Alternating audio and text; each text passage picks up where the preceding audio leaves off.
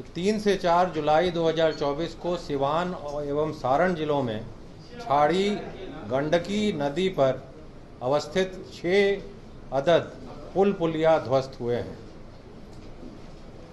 माननीय मुख्यमंत्री बिहार के द्वारा वर्ष 2023 में गोपालगंज जिला में किए गए समाधान यात्रा के दौरान प्राप्त आवेदनों का संज्ञान लेते हुए गोपालगंज, सिवान, सारण जिलों से प्रवाहित होने वाली छाड़ी गंडकी नदी के प्रवाह को अविरल बनाने के साथ नदी जोड़ योजना एवं जल जीवन हरियाली अभियान के संयुक्त उद्देश्य से जल संसाधन विभाग के द्वारा गंडक, अकाली नाला, छाड़ी, गंडकी, माही, गंगा नदी जोड़ योजना का कार्यान्वयन कराया जा रहा है।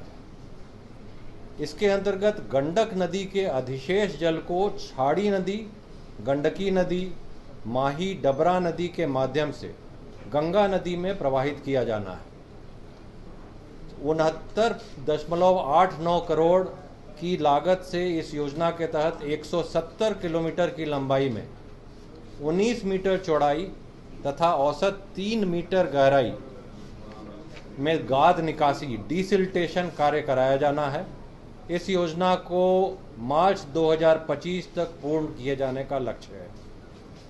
छाड़ी नदी के प्रवाह को अविरल होने से इस क्षेत्र में बाढ़ आपदा न्यूनीकरण में मदद मिलेगी एवं इस क्षेत्र के जलीय परिस्थितिकी के साथ साथ भूजल स्तर में भी सुधार होगा।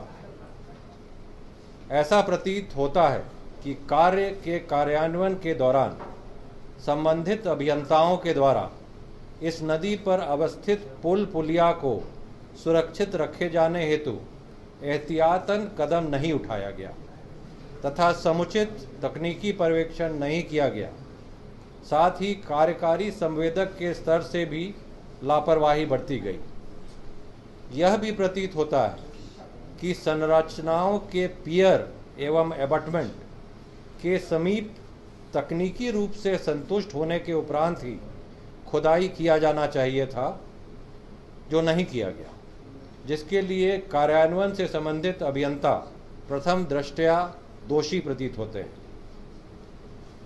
इन पुल पुलियों के क्षतिग्रस्त होने के मामले को गंभीरता से लिया गया है तथा इसकी जांच का आदेश उड़न दस्ता संगठन को दिया गया है। उड़न दस्ता दल स्थल पर पहुंच गई है और उनके द्वारा जांच की जा रही है।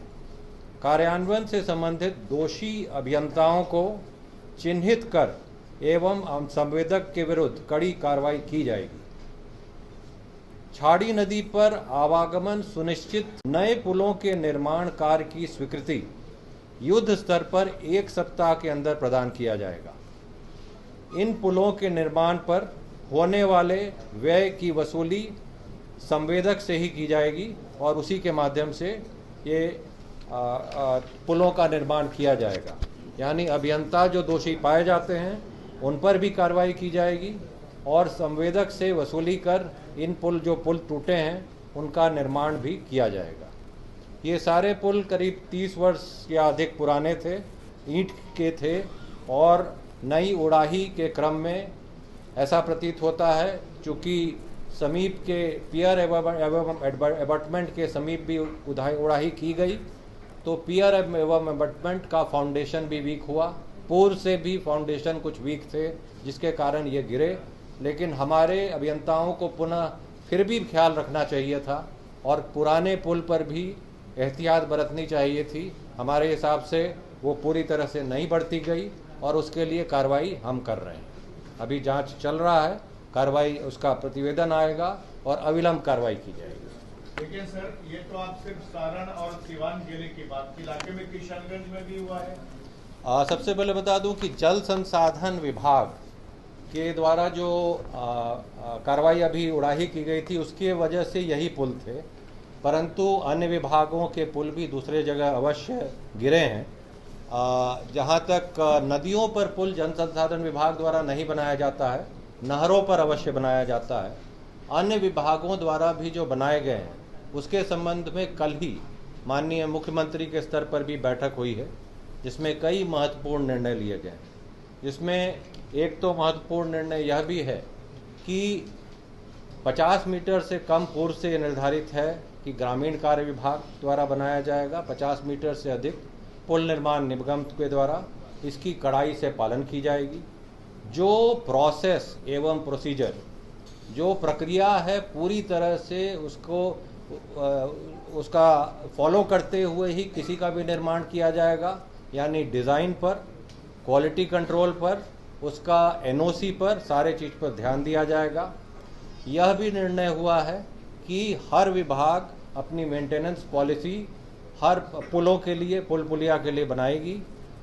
पुल निर्माण निगम द्वारा पूर्व से विस्तृत मेंटेनेंस पॉलिसी निर्मित है।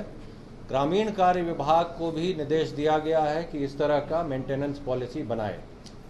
साथ ही सभी विभाग, जिस विभाग के सड़क पर कोई भी पुल बना है या पुराना ही पुल हो, उसे ये जवाबदेही दी गई है कि पुराने पुल को भी या सारे पुल का वो मेंटेनेंस का जवाबदेही लेगा। कई जगह ऐसा है, जैसे कि वर्तमान स्थिति में जो हमने बताया पूर्व में, बहुत पुराने पुल और ईंट के पुल पूरी तरह से जिसमें फाउंडेशन नहीं थे, वैसे में आवश्यकता पड़ने पर उन्हें ध्वस्त करके पुनः नए सिरे से भी बनाया जाएगा। और इसके अलावा यह भी निर्देश हुआ है कि जो पुराने पुल जितने हैं, 30 साल से अधिक पुराने जितने हैं, अगले 15 दिनों के अंदर सारे का सर्वे कर लिया जाएगा, सर्वेक्षण किया जाएगा, उनकी स्थिति पता की जाएगी और जो आवश्यकता हो उसके अनुसार कार्य किया जाएगा। इस विभाग, जल संसाधन विभाग द्वारा भी अपना प्रपत्र इत्यादि बनाकर अपने क्षेत्र में भेज दिया गया है। हमारा गंडक छारी की जो योजना है, उसमें जितने पुल हैं सारे का सर्वेक्षण किया जा रहा है और उसमें देखा जा रहा है कि जो उसकी सुरक्षा के लिए तत्काल आवश्यकता हो वो किया जाए। और अन्य सारे नहरों पर जो पुल बने उनके सर्वेक्षण की प्रक्रिया भी चालू कर दी गई है। सभी जो पुल बनाने वाले विभाग को यही निर्देश दिया गया है और सारे के द्वारा यह कार्रवाई की जा रही है। अपना जांच किया जा रहा है और सभी को निर्देश है कि दोषी जो कर्मी हैं, अभियंता हैं, संवेदक हैं, सभी पर कार्रवाई की जाए। तो ये जितना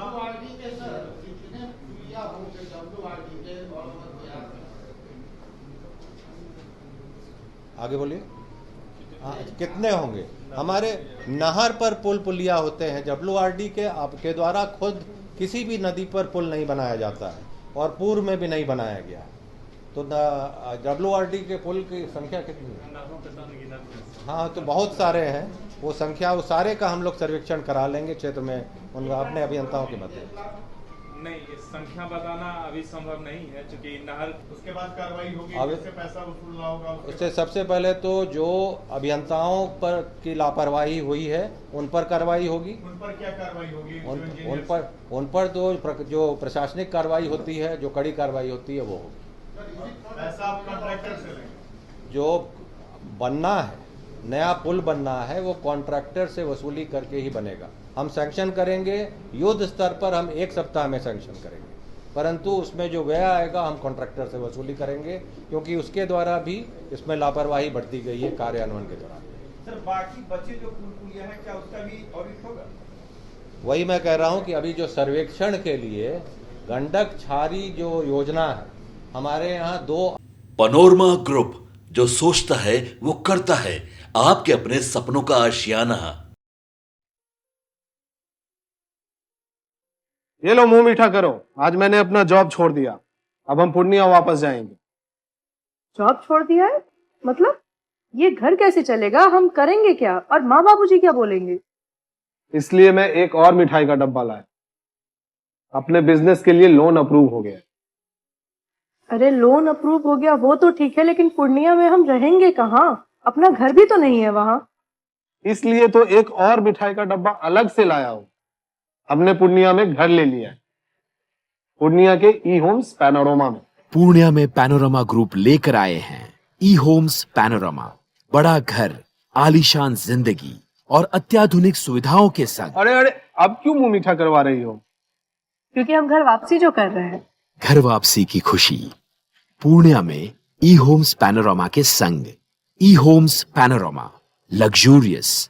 Lifestyle redefined.